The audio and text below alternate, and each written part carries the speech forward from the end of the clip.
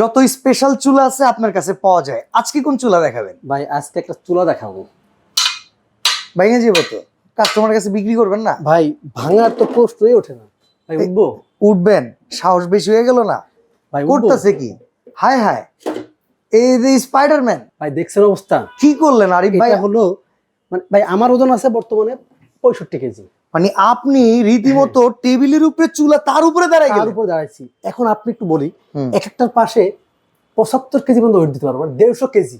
ওকে মানে আমি আপনি মিলাই কিন্তু দুটাতে ভাই, আমরা বাসায় অল্প দামি যে চুলা ব্যবহার করি না, একটা পানির কলসি বসাই দিলে চুলাটাই বাজায়। ভাই এখানে দাওয়াত তো কিছু নাই, আপনি জিনিস দেখছেন কি এটা থিকনেস দেখেন। ওজন জানেন ভাই? কত?